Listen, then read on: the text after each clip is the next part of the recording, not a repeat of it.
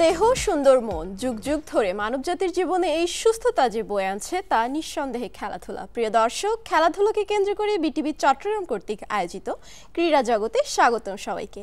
আজকের পুরো সময় জুড়ে সাথে আছি আমি শ্রুতিরাজ চৌধুরী এবং অতিথি হিসাবে আছে নাইমুর রশিদ দুর্জয়। দুর্জয়, আমাদের প্রোগ্রামে স্বাগতম আপনাকে। কেমন আছেন, কেমন ছিল আপনার জীবনের খেলাধুলার গল্প, তাই দিয়ে শুরু করব আজকের। আমি যদি আমার ক্রীড়া ক্ষেত্রে আসা বা একাডেমিক ব্যাকগ্রাউন্ডের কথা বলি, সেক্ষেত্রে আমার কোনো একাডেমিক ব্যাকগ্রাউন্ড ওইরকম নাই যে আমি যেমন বাংলাদেশ বিকেএসপি আছে বা অন্য যে প্রতিষ্ঠানগুলো আছে ওইখান থেকে আমি কোনো একাডেমিক শিক্ষা নিই নাই। আর হাতে ঘড়ির ব্যাপারে যদি বলি, সেই ক্ষেত্রে অবশ্যই আমার পরিবার আমাকে শুরু করে প্রথম আমার আব্বু, যিনি আমাকে খেলাধুলার প্রতি প্রথম দিক থেকেই উৎসাহ জাগিয়েছেন। এরপরেও যদি বলি, আমার বড় বোন, উনি বাংলাদেশ গেমস খেলছেন, একসময় স্প্রিন্টার ছিল, তো ওনাকে দেখার মাধ্যমে আমি একটু অনুপ্রাণিত হয়েছি। সব মিলিয়ে আমার বাসা থেকেই শুরু হয় খেলাধুলার প্রথম শুরুটা আর কি। এর পরবর্তীতে গ্রাম মফস্বল থেকে শুরু করতে করতে আন্ত স্কুল, আন্ত কলেজ, এখন যখন আমার একাডেমিক ক্ষেত্রে আমি এখন শিক্ষা নিচ্ছি চট্টগ্রাম বিশ্ববিদ্যালয়ে, তো ওইখান থেকেও একটা সাপোর্ট পাইছি খেলাধুলার ক্ষেত্রে অংশগ্রহণের জন্য। তো সব মিলাই আমার ক্রীড়া ক্ষেত্রে যে যোগদান বা যেটুকুই আছে এইটাই আমার। সম্প্রতি বাংলাদেশ নারী ফুটবল দলের থাইল্যান্ডের কাছে 5-1 গোলের হারের একটা বিষয় আমরা দেখতে পাচ্ছি। বাংলাদেশ নারী ফুটবল দলের এই হার বিষয়টিকে কিভাবে দেখছেন? আসলে বাংলাদেশ নারী ফুটবলের যে জাগরণটা শুরু হয়েছে, এটা রিসেন্ট টাইমে শুরু হয়েছে। এমন না যে আমরা অনেক দিন থেকে নারী ফুটবল দল খেলাধুলায় অংশগ্রহণ করছে, এরকম না। বাট আপনি যদি সেই দিকে থাইল্যান্ডের দিকে তাকান, তাহলে দেখবেন থাইল্যান্ড নারী ফুটবল দল বেশ এশিয়ার একটা অন্যতম অভিজ্ঞ দল। এই দল এর পূর্বেও 2015 এবং 19 সালে বিশ্বকাপের মতো মঞ্চে অংশগ্রহণ করছে। সেই দিক দিয়ে বিবেচনা করলে আমাদের হাতটা আসলে অপ্রত্যাশিত ছিল না। বাট কিছু কিছু ল্যাকিংস আমরা দেখছি ম্যাচ চলাকালীন সময়ে, যে আমাদের মাঝ মাঠে যে সমস্যাগুলো দেখা যাচ্ছে, ম্যান মার্কিং অনেক সমস্যা ছিল। যদিও আমাদের গোলকিপার এবং ডিফেন্স যথেষ্ট চেষ্টা করছে ম্যাচটাকে নিজেদের হাতে রাখার জন্য বা ডিফারেন্সটা অনেক কমানোর জন্য, বাট তারপরেও কিছু ল্যাকিংয়ের জন্য আমরা একটা লম্বা বা বড় একটা ব্যবধানের হারছি। তো সেটা থেকে বলা যায় যে আসলে হার থেকে শিক্ষা নেওয়াটাই বড়, যে আমাদের যে ভুলগুলো ছিল এই ভুলগুলো পরবর্তীতে আমরা আমাদের কোচ বা আমাদের যে টেকনিক্যাল টিম আছে তারা এই ভুলগুলো আইডেন্টিফাই করে পরবর্তীতে যাতে করে এগুলো সমস্যার সমাধান করতে পারি। এবং যে গোলটা আমরা দিছি, এটা দেখলে দেখা যাবে যে কাউন্টার অ্যাটাক থেকে আমরা গোল দিছি, তাতে করে বোঝা যায় যে আমাদের নারী ফুটবলাররা তারা যথেষ্ট মনোবল নিয়ে খেলছে, যাতে করে একটা গোল তারা দিতে পারছে। তো আশা করি আগামীতে এটা একটু ভালো আউটপুট নিয়ে তারা বের হবে এবং অনেক ভালো করবে, যেহেতু থাইল্যান্ডের মতো একটা শক্তিশালী দল, তাদের থেকে একটা অনেক কিছু শেখার আছে। দুর্জয়, আপনি যেহেতু বললেন নারী ফুটবল দলের সেই কাউন্টার অ্যাটাকের বিষয়টা, প্রিয় দর্শক, আমরা দেরি না করে চলে যাব থাইল্যান্ডের সাথে সেই ম্যাচে, যেখানে বাংলাদেশ নারী ফুটবল দলের খেলোয়াড়রা কাউন্টার অ্যাটাকের মাধ্যমে স্ট্রং দল থাইল্যান্ডের সাথে খেলে এসেছে।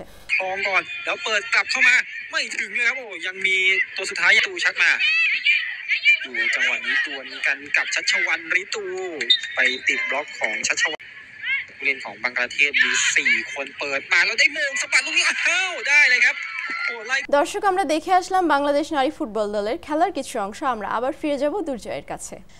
দুর্জয়, 26 বিশ্বকাপে মেসি খেলবেন তার স্বীকারোক্তি সে নিজে দিয়েছেন। এটা কি বিশ্ব ফুটবল দলের জন্য ইতিবাচক নাকি নেতিবাচক? মেসির মতো একজন বিশ্বমানের ফুটবলার আগামী বিশ্বকাপ অর্থাৎ 26 বিশ্বকাপে পার্টিসিপেট করবে, এটা আসলে বাণিজ্যিক দিক দিয়ে যেমন প্রভাব ফেলবে, ঠিক একইভাবে প্লেয়ারদের মানসিক দিকটাও প্রভাব ফেলবে আর কি।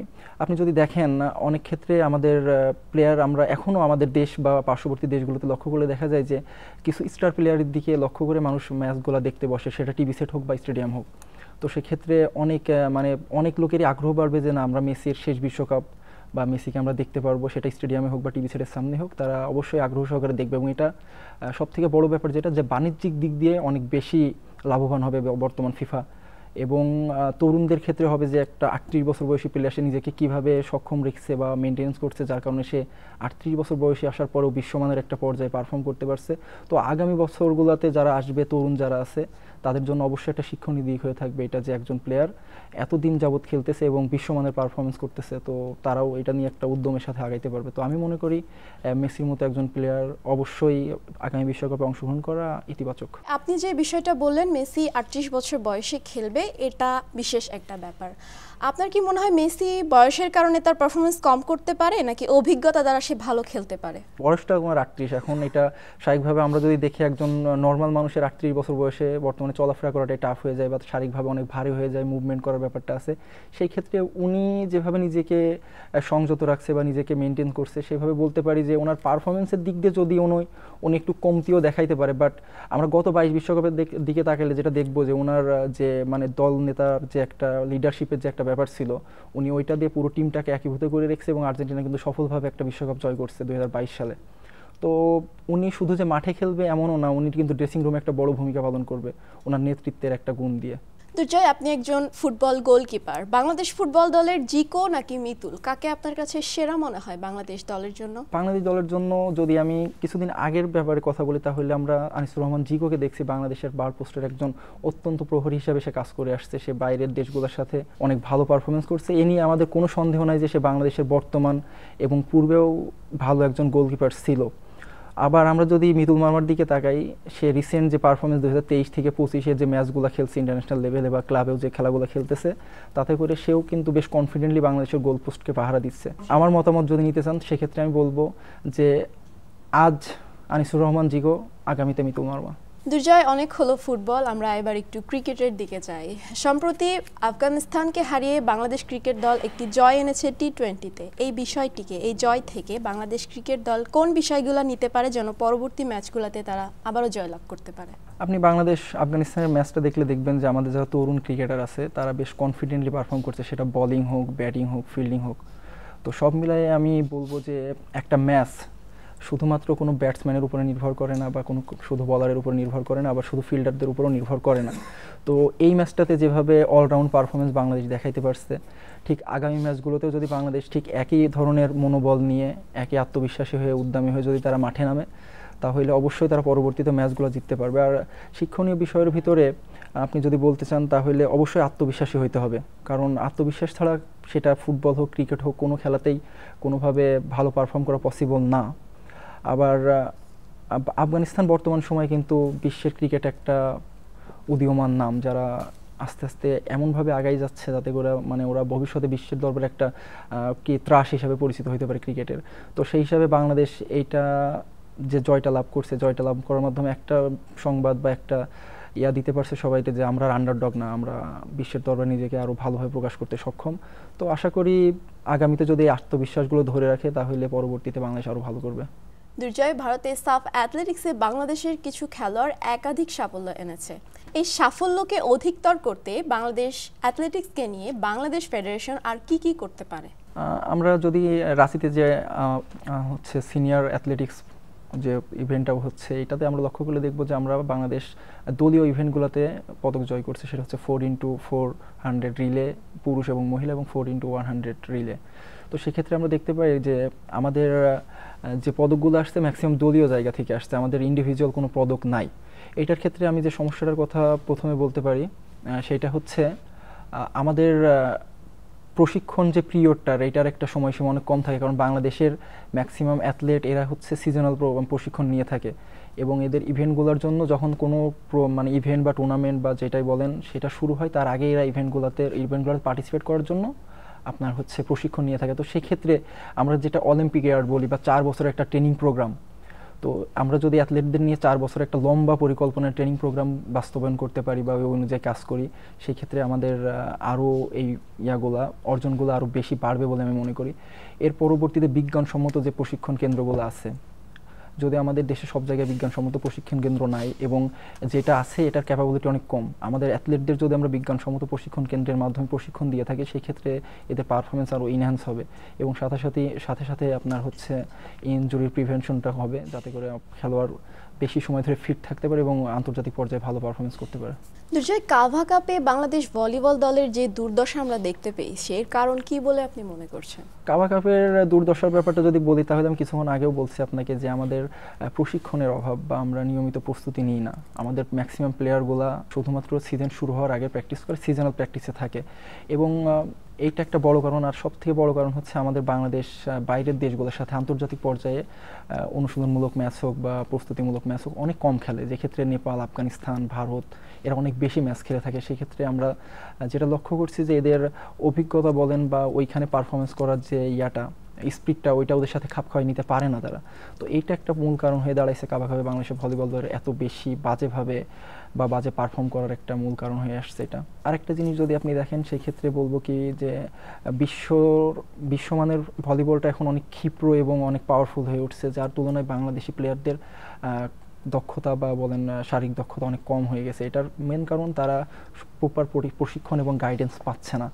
তো আমি মনে করি যদি প্রপার প্রশিক্ষণ ও গাইডেন্স এবং টেকনিক্যাল টিম যদি এদের পিছনে আরও বেশি সময় দেয় তাহলে কাবা কাপের মতো দুর্দশা আমাদের আগামীতে দেখা লাগবে না। আর্চারিতে হতে যাচ্ছে বাংলাদেশের সবথেকে বড় টুর্নামেন্ট, এটি কি বাকি খেলাগুলো যে ইন্ডিভিজুয়াল খেলাগুলো আছে সেখানে কোনো ইফেক্ট পড়তে পারে? মানে আর্চারিকেই কি বাংলাদেশ শুধু বেশি প্রাধান্য দিচ্ছে, বাকিগুলোকে কেন দিচ্ছে না?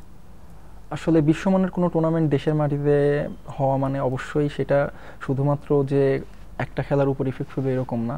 আপনি যদি দেখেন বাংলাদেশে ইন্ডিভিজুয়াল যে খেলাগুলো আছে সেইগুলোর প্রতি, যেমন সাঁতার, আপনার জুডো, কারাটে, এই খেলাগুলোর উপরে বাংলাদেশ মানে শুধুমাত্র যে মানে বাংলাদেশ ক্রীড়া প্রশাসন বললে ভুল হবে, আমাদের দর্শকদেরও কিন্তু একটা আলাদা অনীহা কাজ করে। কারণ আমরা এইটার ওই রকমভাবে মার্কেটিং পাই নাই। এখন বিশ্বমানের যখন একটা অনুষ্ঠান বা যে কোনো একটা আয়োজন মহড়া বাংলাদেশে হচ্ছে, সেই ক্ষেত্রে অবশ্যই এখানে প্রচারের জন্য নানা ধরনের মিডিয়া স্পন্সর আসবে। তো সেই ক্ষেত্রে ইন্ডিভিজুয়াল যে আলাদা অন্য গেমগুলো আছে সেই গেমগুলোর উপর অনেক বেশি একটা ইতিবাচক ইফেক্ট পড়বে এবং এই গেমগুলো আশা করি যে ইন্ডিভিজুয়াল গেমগুলো আগামীতে অনেক বেশি প্রসার লাভ করবে দর্শকদের মাঝে। সম্প্রতি নারী ক্রিকেট দল যে খেলেছে সেখানে তারা শুধু একটা ম্যাচ জয় করেছে। বাংলাদেশ নারী ক্রিকেট দলের কি কি ঘাটতি আছে বলে আপনি মনে করছেন? বাংলাদেশ নারী ক্রিকেট দল যে ম্যাচগুলো খেলছে আমি বলবো না যে এরা খুব বাজে পারফর্ম করছে, হারছে। ম্যাক্সিমাম ম্যাচগুলোতে দেখবেন ক্লোজে আমরা হারছি বা এমন একটা পর্যায়ে গিয়ে হারছি যে আমাদের ম্যাচগুলো হাতে ছিল। তো সেই ক্ষেত্রে বলতে পারি যে আমাদের বাংলাদেশের প্লেয়ারদের মনোবল অনেক কম, নারী ক্রিকেটারদের মাঝে তারা আত্মবিশ্বাসী কম। সব কথাই বলতে পারেন যে আত্মবিশ্বাসের একটা বড় অভাব দেখা গেছে ম্যাচের ফিনিশিং সময়ে গিয়ে।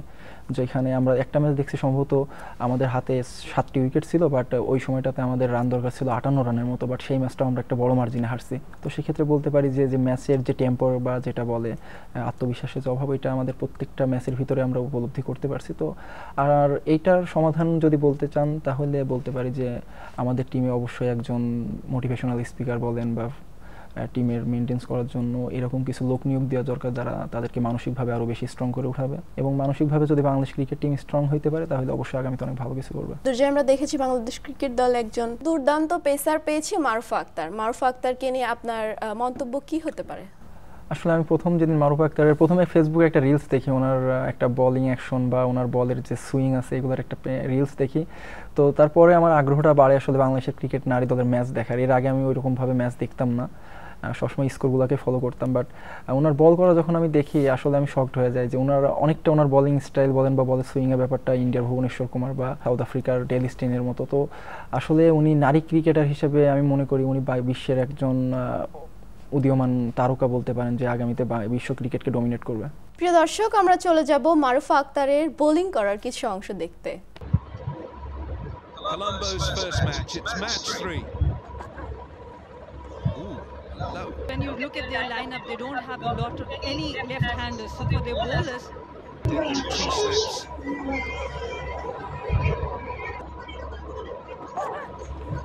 Bowled. That's really well bowled.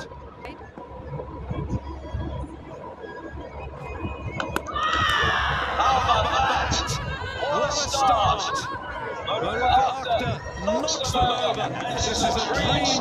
দর্শক, আমরা দেখে আসলাম মারুফা আক্তারের বোলিং এর কিছু অংশ। আমরা আবার চলে যাব দুর্জয়ের কাছে। দুর্জয়, আমরা আমাদের অনুষ্ঠানের শেষ পর্যায়ে চলে এসেছি। আপনার কাছে শেষ কিছু উপদেশ আমরা চাই বাংলাদেশ ক্রীড়া জগৎ নিয়ে। আপনার কি কি উপদেশ থাকতে পারে যা নিয়ে বাংলাদেশ ক্রীড়া আরো বেশি উন্নতি করতে পারবে? আসলে বাংলাদেশ ক্রীড়া জগতের ক্ষেত্রে যদি আমি কোনো উপদেশ আসলে বলবো না, আসলে এই পথগুলো আমাদের অবলম্বন করা উচিত। লাইক আমাদের দেশে বিজ্ঞান নির্ভর প্রশিক্ষণ কেন্দ্র বা আমাদের খেলাধুলার যে ইয়াগুলো আছে সবগুলো বিজ্ঞান নির্ভর করা উচিত। এতে করে হবে কি, প্লেয়াররা তাদের মুভমেন্ট বা তাদের শারীরিক সক্ষমতা কি পরিমাণ আছে এবং কি পরিমাণ বৃদ্ধি করা উচিত। অ্যাকচুয়ালি আমরা যদি বায়োমেকানিক্সকে স্পোর্টসের সাথে কম্বাইন করতে পারি সেই ক্ষেত্রে আমাদের যেটা হবে যে আমরা আমাদের পারফরমেন্সকে অনেক বেশি ইনহ্যান্স করতে পারবো, বা যে কোনো ক্রিকেট, ফুটবল বা অ্যাথলেটিক্স যেটাই বলেন। আর এর পরবর্তীতে আমাদের প্লেয়ারদের যে পুনর্বাসনের ব্যবস্থাটা, এটা সবচেয়ে বেশি ইম্পর্টেন্ট। কারণ আমরা দেখি কি আমাদের দেশে একজন গভর্নমেন্ট জব করা একজন মানুষ একটা এজে গিয়ে যখন রিটায়ার্ড হয় তখন সে একটা ভালো পরিমাণ অর্থ পায়। যেটা করে তার পরবর্তী সময়টাতে সে তার জীবনটা ভালোভাবে কাটাইতে পারে। বাট আমাদের দেশে একটা প্লেয়ার ইনজুর্ড হয়ে তার মানে আর্লি এজে ইনজুর্ড হয়ে যদি তার ক্যারিয়ার শেষ হয়ে যায় বা সে খেলার মতো সক্ষমতা অর্জন করতে না পারে, তার পরবর্তী জীবনটা আসলে পার করা একটু কষ্টসাধ্য হয়ে যায়। ঠিক একইভাবে যদি দেখেন যে আমাদের প্লেয়াররা টোটাল রিকগনাইজ পায় না, যেটা আমাদের দেশের, আমি যদি বলি মফস্বল অঞ্চলে বা স্কুল মাদ্রাসা এখান থেকে কিন্তু অনেক অ্যাথলেট বা প্লেয়ার কিন্তু বের হয়ে আসে। শুধু যে বাংলাদেশ ক্রীড়া শিক্ষা প্রতিষ্ঠান বা বিকেএসপি থেকে আসে এরকম না, অনেক রত্ন আছে যারা গ্রাম পর্যায় থেকে উঠে আসছে। এখন আপনি বহির্বিশ্বের দিকে তাকায় দেখেন, লিওনেল মেসির কথা যদি বলি, আর্জেন্টিনার রোজারিও থেকে তাকে স্পেন, সুদূর স্পেনের মতো একটা জায়গায় তাকে খুঁজে নিয়ে আসতে বার্সেলোনাতে। তো ওই রকমভাবে যদি তাদের শুধুমাত্র ওই সময় সে আসতে পারছিল একটা কারণে যে মিডিয়া ফোকাস বা তার নিয়ে সমালোচনা হয়েছিল। আমার কথা মেসির মতো এত বড় রত্ন আমাদের দেশ থেকে না উঠুক, বাট ছোটোখাটো পর্যায়ের হোক, যার ট্যালেন্ট আছে এরকম একজনকে খুঁজতে হলে অবশ্যই মিডিয়া কাভারেজ দরকার আছে। আমাদের দেশে মানে গ্রাম মফস্বল পর্যায় পর্যন্ত এইগুলো মিডিয়া কাভারেজ পায় না, যার কারণে ভালো প্রতিভা উঠে আসতে পারতেছে না। আর আরেকটা পয়েন্ট বলবো, সেটা হচ্ছে যে আমাদের ইনফ্রাস্ট্রাকচারিয়াল যে সমস্যাটা আছে, আমাদের দেশের ক্রীড়া গঠনের একটা সমস্যা আছে। প্লেয়ার সিলেকশনের ক্ষেত্রে আমরা যদি স্বজনপ্রীতি বাদ দিয়ে বা রাজনৈতিক দিক বাদ দিয়ে আমরা একদম মানে নিউট্রাল থেকে যদি প্লেয়ারগুলো সিলেকশন করি, তাহলে অবশ্যই আমাদের আগামীতে আমাদের ক্রীড়া বহির্বিশ্বে অনেক বেশি প্রভাব বিস্তার করবে। আরেকটা উপদেশই বলবো, সেটা হচ্ছে আমাদের মতো দর্শকের জন্য, যারা আসলে খেলাধুলা দেখি উপভোগ করি। ঠিক একইভাবে শুধু ক্রিকেট না, আমরা ক্রিকেটকে বাদ দিয়ে ফুটবল বা ইন্ডিভিজুয়াল যে গেমগুলো আছে, সুইমিং বলেন, অ্যাথলেটিক্স বলেন, আমরা এগুলোকেও একইভাবে সাপোর্ট করা উচিত আমাদের, যাতে করে আগামীতে যারা ইন্ডিভিজুয়াল গেমগুলো খেলে এরা যাতে আরও বেশি অনুপ্রেরণা পায়। আমি আশা করি দর্শক একটা অনেক বড় ইফেক্ট ফেলে প্লেয়ারদের প্রতি আর কি। দুর্জয়, অসংখ্য ধন্যবাদ আপনাকে আপনার গুরুত্বপূর্ণ সময় আমাদের সাথে দেওয়ার জন্য। ধন্যবাদ এরকম একটা সুন্দর অনুষ্ঠানে আমাকে ডেকে এনে কিছু সময় স্পেন্ড করতে দেওয়ার সুযোগ করে দেওয়ার জন্য। প্রিয় দর্শক, আজকের মতো এখানেই শেষ। পরবর্তীতে থাকবেন নতুন কোনো অতিথি। আমন্ত্রণ রইল পরবর্তী পর্ব দেখার জন্য।